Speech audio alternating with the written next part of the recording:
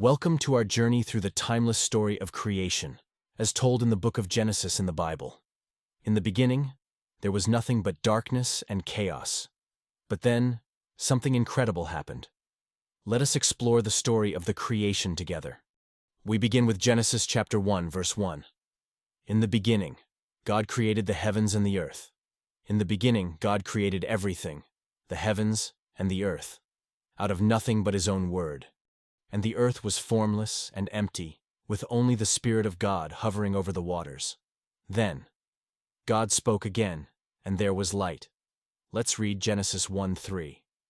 And God said, "Let there be light," and there was light. This was the first day of creation. The separation of light and darkness was complete. On the second day, God separated the waters, creating the sky above and the waters below, as stated in Genesis 1:6-8. And God said, "Let there be a vault between the waters to separate water from water." So God made the vault and separated the water under the vault from the water above it. And it was so. God called the vault sky. And there was evening, and there was morning. The third day saw the creation of dry land and vegetation. Genesis 1:9-13. And God said, "Let the water under the sky be gathered to one place, and let dry ground appear." And it was so. God called the dry ground land, and the gathered waters He called seas. And God saw that it was good. Then God said, "Let the land produce vegetation, seed-bearing plants and trees, on the land that bear fruit, with seed in it, according to their various kinds." And it was so. The land produced vegetation, plants bearing seed according to their kinds, and trees bearing fruit with seed in it according to their kinds. And God saw that it was good. Each day brought new creations, and God declared them good. On the fourth day, the sun, moon, and stars were formed, as described in Genesis 1:14-19. And God said, "Let there be lights in the vault of the sky to separate the day from the night, and let them serve as signs to mark sacred times, and days and years, and let them be lights in the vault of the sky to give light on the earth." And it was so.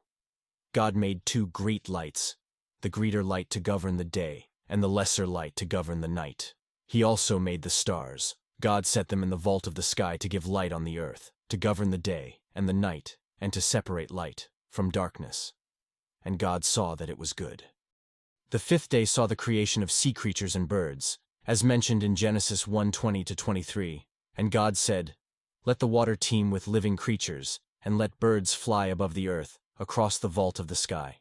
So God created the great creatures of the sea, and every living thing with which the water teems, and that moves about in it, according to their kinds, and every winged bird according to its kind. And God saw that it was good.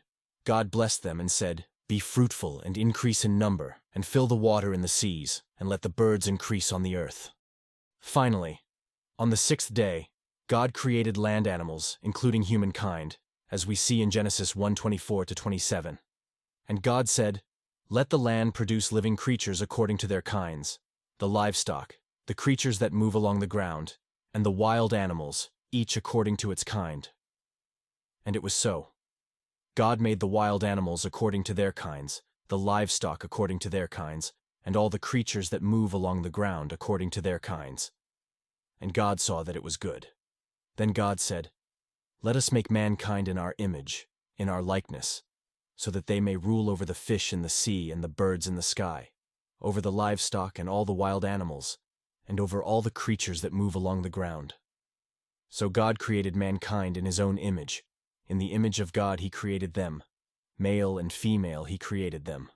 But the story doesn't end there. After creating Adam, God saw that it wasn't good for him to be alone. So, in Genesis 2:21-22, God created Eve. So the Lord God caused the man to fall into a deep sleep, and while he was sleeping, He took one of the man's ribs, and then closed up the place with flesh. Then the Lord God made a woman from the rib He had taken out of the man, and He brought her to the man. And there, in the beauty of the garden, Adam and Eve met for the first time. They became companions, partners, and the first family. The creation of humanity was a crowning moment, as God made human beings in His own image. Genesis 1-31. God saw all that he had made, and it was very good. And there was evening, and there was morning, the sixth day. And thus, after 6 days of creative work, God rested on the seventh day. Genesis 2:2-3. By the seventh day, God had finished the work he had been doing, so on the seventh day, he rested from all his work. Then God blessed the seventh day and made it holy, because on it he rested from all the work of creating that he had done. This is the remarkable story of the creation, the birth of humanity, and the union.